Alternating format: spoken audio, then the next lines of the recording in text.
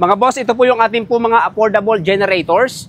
Meron po tayong Toyohama 2200i inverter generator. Ito po 4-stroke 1,500 watts.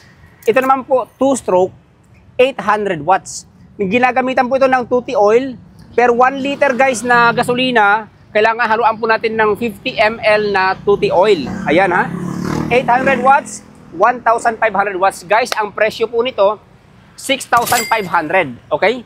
Ito naman po ay 11,500. Ito naman po 4-stroke. Ibig sabihin po, hiwalay po ang oil sa gasolina. Yan po ang kagandahan po niyan. Paanda rin po natin guys Pakita ko po sa inyo. Choke po natin, on natin yung gas, on natin yung switch, sabay hila. Ayan.